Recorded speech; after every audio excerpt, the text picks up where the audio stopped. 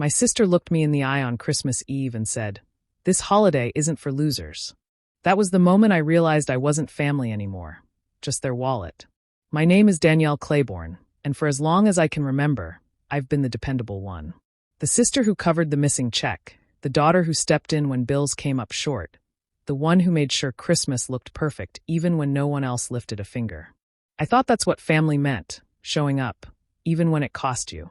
That night, I sat at the long wooden table in my mother's dining room. The place smelled of pine and cinnamon, with candles flickering against the walls. My sister Miranda wore her usual smug smile, dressed to impress in a red velvet dress, gold earrings catching the light. My brother Caleb sat beside her, already halfway through his second glass of wine, laughing at whatever joke had been tossed across the table. I had brought the wine, the ham, the pies, even the little gifts under the tree. I never complained about it before. I thought it mattered, that keeping the traditions alive meant something. But when Miranda leaned back in her chair, tilted her glass, and tossed those words out, it felt like the air in the room turned sharp. I froze, my fork halfway to my mouth. At first, I thought I misheard her. But then she smirked and looked around the table as if expecting applause. Caleb chuckled, shaking his head like he agreed. My mother, Ruth, didn't scold her or even frown. She actually laughed, a low, knowing laugh that twisted in my stomach like a knife. Heat rushed to my face, but I forced a smile. No one defended me. No one said, "That was uncalled for." They didn't even seem surprised. To them, it was just another jab at me, the single sister with no husband, no kids, and apparently no worth beyond what I could buy. I tried to keep my voice steady as I cut into my food, but my hands shook. Every bite tasted like ashes. Around me, the conversation rolled on as if nothing had happened. Caleb bragged about a deal he'd closed. Ruth fussed about the stuffing. Miranda leaned back, satisfied, like she'd just proven a point. In that moment, I didn't feel like their daughter or their sister.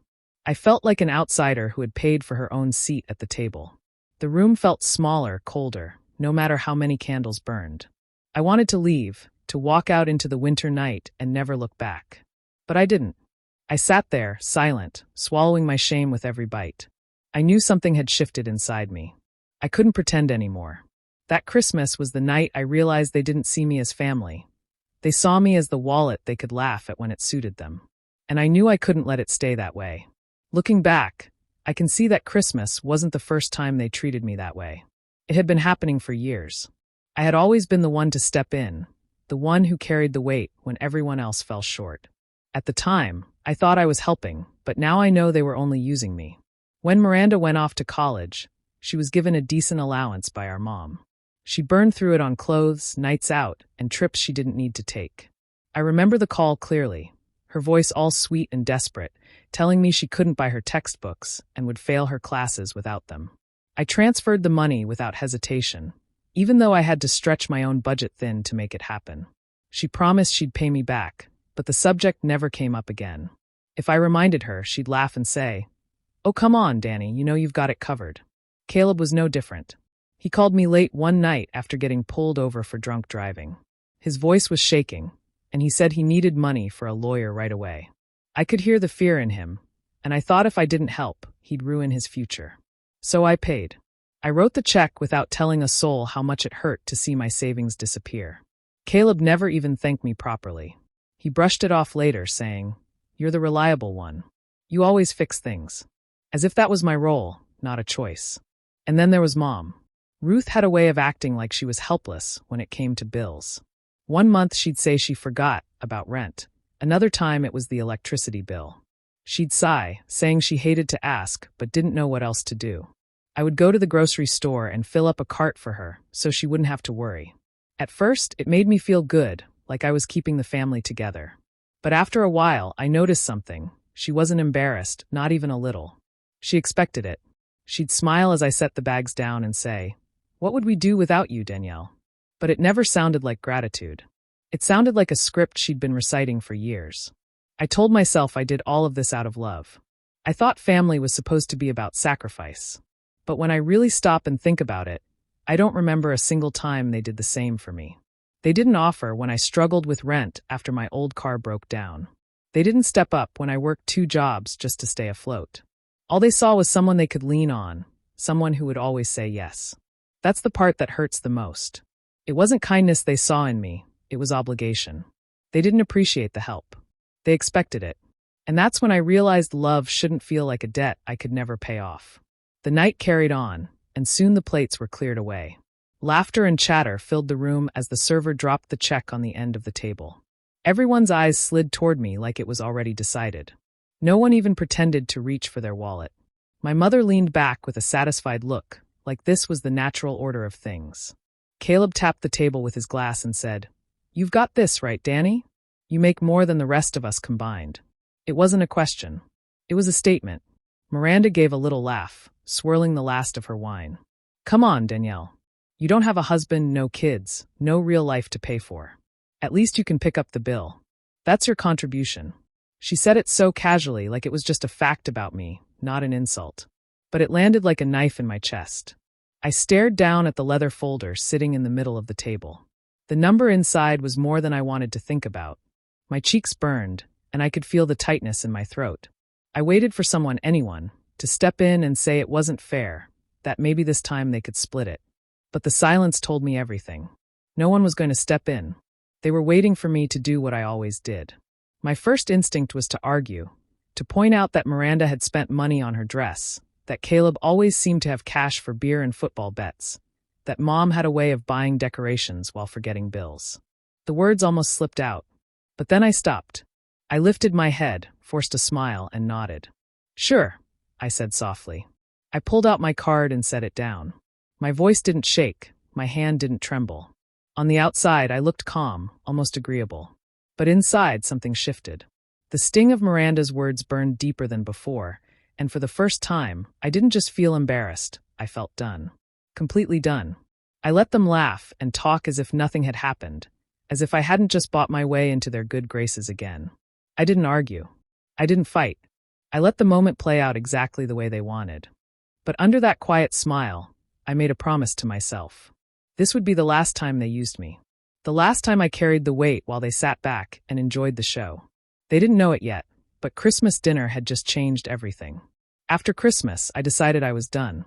I didn't make any big announcement, I didn't warn anyone, I just stopped being their safety net. At first, it felt strange, almost like breaking a habit I'd carried for years. But soon enough, the tests began. Miranda was the first to come calling. She phoned me one evening, her tone sharp and impatient. "Danny, I need your help," she said. "The furnace is broken, and the repair guy needs half the money up front. You know I can't cover that right now." I took a deep breath and answered slowly. "I can't help you with that." There was a pause on the other end, like she didn't understand. "What do you mean you can't? This is an emergency. You've always helped before." "I know," I said, keeping my voice calm. "But not this time." Her voice rose, full of disbelief. "Are you serious? You're really going to let me freeze in my own house?" "You'll figure it out, Miranda," I replied and ended the call before she could say more. My hands shook afterward, not from guilt, but from the shock of finally saying no. A week later, Caleb showed up at my door. He looked worn out, his jacket unzipped, his eyes darting around the room like he couldn't sit still. He finally blurted it out. "Look, Danny, I maxed out my credit cards. I'm drowning here. Just spot me a few thousand. I'll pay you back, I promise." I studied his face, remembering all the other promises he'd made before. "I can't do that, Caleb," I said quietly. His jaw tightened. "You're really going to hang me out to dry? You've got money sitting there, and you can't help your own brother?" "I'm not your bank," I told him. "You'll have to handle it." He swore under his breath, stormed out, and slammed the door. I stood there in the silence of my living room, my chest tight, but at the same time lighter than it had been in years.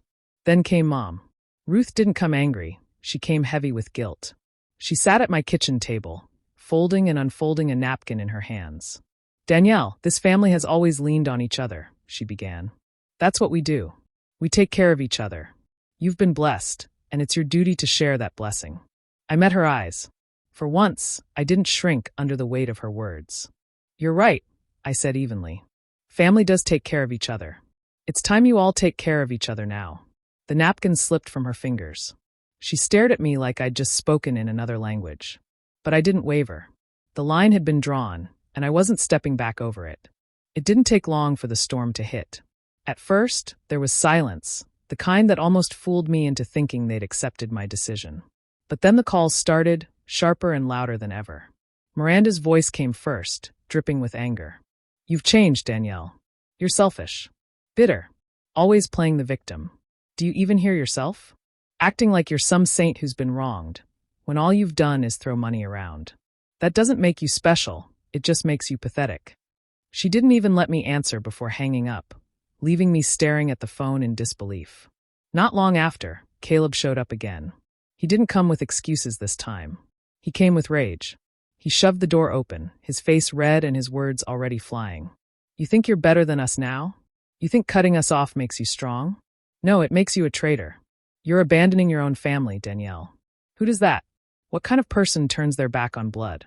I tried to stay calm, but his words stung. He cursed at me, called me cold and heartless, said I'd regret it when no one came to my aid. Then he slammed the door so hard the frame rattled, leaving me in a house that suddenly felt too quiet. But it was my mother's words that cut the deepest. She came to me one evening, her face drawn and tired, but her eyes hard as stone. She sat across from me, folded her hands, and said in a low voice, "You're not a real daughter anymore if you can't give back to the family." I froze. Out of everything they'd said, that was the line that broke something in me. Not a real daughter. As if all the years of helping, all the sacrifices, all the times I'd pulled them out of the fire meant nothing. My worth to her had never been about love. It had been about what I could provide.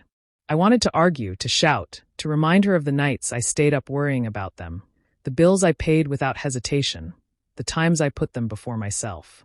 But the words stuck in my throat, because deep down I knew the truth. None of that had mattered. They didn't see me as Danielle, the daughter or the sister. They saw me as the wallet, the safety net, the fixer. Without that role, I was disposable. The realization was cold and sharp, but it also cleared everything for me. They had never truly loved me, not in the way family should. They loved the comfort I provided, the ease I brought them, the way I carried their weight so they wouldn't have to. And now that I refused, they couldn't see me as anything else. A few weeks passed in uneasy quiet. I kept to myself, thinking maybe the worst of it was over. I didn't hear much from my family, and for a short time I let myself believe the storm had blown past. But then a friend of mine, Evelyn, pulled me aside after church. Her voice was soft, careful, like she didn't want to hurt me. "Danielle," she said, "I think you should know what's being said about you." My stomach tightened. "By who?" I asked, though I already knew. She hesitated, then sighed. "Your family. Word's been going around." The ground seemed to tilt under me as she explained. Miranda had told cousins that I was stingy, that I had plenty of money but refused to help, because I enjoyed watching others struggle. Caleb had told people I was unstable, that I was having some kind of breakdown and couldn't be trusted. Worst of all, Mom had whispered to relatives that I was jealous of Miranda's success, that I couldn't stand seeing her with a family of her own. Each word was like a fresh cut. Stingy. Unstable. Jealous. None of it was true, but it spread like fire all the same. I could picture their smirks as they twisted the story, turning me from the dependable daughter into the selfish villain. For a moment, I felt my chest burn with rage. My hands curled into fists, and I wanted nothing more than to march over and scream the truth in their faces. How dare they? After everything I had done for them, after every sacrifice, this was how they repaid me, by destroying my name to anyone who would listen. But instead of exploding, I took a deep breath and forced myself to stay calm. Yelling would only prove their lies. Fighting back would give them more fuel. They wanted me rattled, broken, chasing their approval like I always had. No, not this time. I realized something then. I didn't need to defend myself to people who believed gossip over my character. Anyone who truly knew me would see through the lies. And anyone who didn't wasn't worth chasing. My family thought they had the upper hand, that by cutting me down in public they could shame me into crawling back. But what they didn't understand was that I wasn't planning to crawl anywhere. I was planning to stand taller than ever. That night, sitting alone in my quiet house, I decided my revenge wouldn't be loud. It wouldn't be a fight or a dramatic scene. It would be patient, deliberate, and final. I would let them choke on their own bitterness while I built something stronger for myself. They wanted me weak. They wanted me desperate. Instead, I was going to show them what life looked like when I stopped carrying them. That would be my answer, my quiet revenge, the one they would never see coming until it was too late. I stopped picking up their calls. If they wanted to talk, they could send a message, and even then, I answered only when I felt like it. One by one, I made it clear in writing. No loans, no handouts, no payments, no exceptions. I didn't raise my voice, I didn't argue. I simply wrote, I won't be giving money anymore. Please don't ask. It was short and final, and for the first time in my life, I set a boundary I had no intention of crossing. Not long after, Miranda's birthday came around. She always made a big deal out of it, and in the past, I had been the one to cover most of the cost. Last year I paid for the venue and the catering because she swore it was her special day, and she deserved the best. This year, she sent me a glittery invitation with a handwritten note at the bottom. Bring your card, we'll settle the bill after. I stared at it for a long moment before tearing it in half. When she called, I didn't even bother making excuses. I won't be coming, I told her simply. She went silent, then laughed like I was joking. But when she realized I meant it, her voice turned sharp. You're unbelievable, Danielle. Everyone will notice you're not there. Do you want to embarrass me? I don't care what they notice, I said and ended the call. It felt good, cleaner than I expected. Meanwhile, my own life was moving forward. At work, months of effort finally paid off when I was offered a promotion. It came with better pay, more respect, and a sense of pride I hadn't felt in years. I celebrated quietly by myself, treating it as something I had earned without needing anyone's approval. A few weeks later, I bought my own home, a place that was mine alone. No strings, no debts, no one else's name on it. I didn't tell my family. They found out through neighbors and distant relatives. Word spread quickly, and soon I was hearing through others that they were shocked I hadn't invited them to see the house or celebrate the promotion. Caleb apparently ranted about how cold I'd become. Miranda called me arrogant for not showing off the way she thought I should. Mom, of course, complained that I was keeping secrets from my own blood. But beneath their words, I knew what they were really feeling. The sting of my absence, the weight of my silence, and most of all, the missing money that used to flow so freely from me to them. Without me funding their parties, their debts, their bills, things weren't so easy anymore. And that was exactly what I wanted. I didn't need to raise a hand or shout. My absence alone was enough to remind them of how much they had taken for granted. The seeds were planted, and I was content to let them grow. It didn't take long before the cracks started to show. Without me filling the gaps, their lives began to wobble. I didn't have to be there to see it. I heard it through the grapevine, whispered by neighbors, passed along by mutual friends who thought I should know. Miranda was the first one to slip. She had always lived beyond her means, buying expensive clothes, taking little trips, and charging dinners to her cards without thinking twice. Now, without me to cover her shortfalls, the bills piled up. A neighbor mentioned she was late on her mortgage payment and that the credit card companies were calling nonstop. She tried to hide it by posting a confident face in public, but word spread that her cards were maxed out and she was juggling overdue notices. The thought of her scowling at a stack of unpaid bills almost made me smile. Caleb wasn't doing much better. He loved his truck, a shiny pickup he bragged about more than anything. But trucks don't stay shiny when the bank comes calling. One of his buddies told me he was behind on payments and the repo man had already been circling. Caleb had spent years leaning on me to save him from his messes, but now he had no one to bail him out. I pictured him watching from the window as the tow truck rolled up, powerless to stop it, and I felt nothing but relief. And then there was Mom. Ruth had always been quick to tell me it was my duty to help, her voice thick with guilt whenever I hesitated. Family takes care of each other, she'd say, though she meant me taking care of them. Without me to lean on, her mask cracked. She fell behind on rent, and instead of turning to me, she started going to church members for handouts.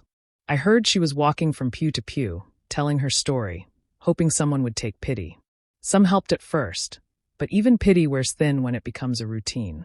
When I heard all of this, I didn't rush to fix it. I didn't open my wallet or step in to smooth things over. I listened, nodded, and carried on with my life. For the first time, their chaos wasn't mine to solve. Their problems stayed firmly on their side of the fence, where they belonged. And for the first time in years, I felt light. Free. Vindicated. Every late bill, every lost dollar, every struggle they now faced was proof that I had never been the problem. They had built their lives on my back, and without me to carry them, everything came crashing down. I didn't need to say a word. Their downfall spoke louder than anything I could have shouted. And as I watched from a distance, I felt something I hadn't felt in a long time. Peace. Thanksgiving came around the next year, and for the first time in months, I got a message from Mom. Her words were syrupy sweet, full of guilt and pleading. She said the family missed me, that the holiday wouldn't feel the same without everyone together. She wrote about reconnecting and forgiving, as if the past could be swept under the rug. I stared at the invitation for a long time before deciding to go. But this time I went differently. I didn't spend hours in the kitchen making pies or casseroles. I didn't stop at the store for wine or groceries. I didn't tuck my credit card in my pocket to cover the bill. I walked in with nothing but myself. The house looked the same as always. Warm lights in the windows, the smell of turkey drifting through the air. For a moment, stepping inside felt almost familiar. But the faces that turned toward me told the real story. Miranda's eyes narrowed, Caleb barely looked up, and Mom plastered on a smile that didn't reach her eyes. Dinner started stiff, the table crowded with food that wasn't mine this time. Conversation bounced awkwardly around, and I could feel the unspoken tension pressing down on all of us. It didn't take long before Miranda broke the silence. She leaned back in her chair, her fork tapping the edge of her plate. "So, Danielle," she said with a tight smile, "since you've been doing so well, maybe you could help me out with my mortgage. Things have been rough, and family's supposed to step up, right?" The words hung in the air, thick and heavy. My heart pounded, but my face stayed calm. I set my fork down and looked her straight in the eye. "Last year," I said evenly, "you told me Christmas was no place for losers. I guess you were right, because the losers at this table lost me." The room went silent. Forks froze halfway to mouths.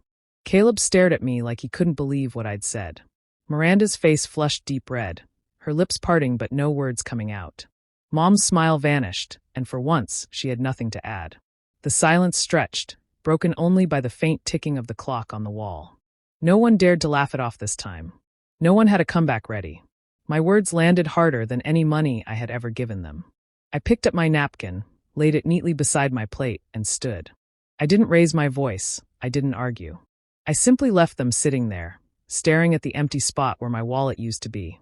And for the first time at that table, I felt completely in control. I walked out of that dining room without looking back. The air outside was cold and sharp, but it felt cleaner than the stale silence I had left behind. Behind me, the house that once held every holiday memory stood quiet. No one followed. No one tried to stop me. They just sat there, stunned, realizing their grip on me had finally slipped for good. From that night forward, I didn't answer when the phone rang with their numbers. I didn't open the door when they showed up unannounced. I didn't reply to the messages filled with guilt or the letters trying to shame me into coming back. My wallet was no longer theirs to control, and I had no reason to explain myself. Life slowly began to shift. Without their constant demands, my days felt lighter. My money went toward things that truly mattered. Fixing up my home, traveling to places I had always wanted to see, and treating myself in ways I had never allowed before.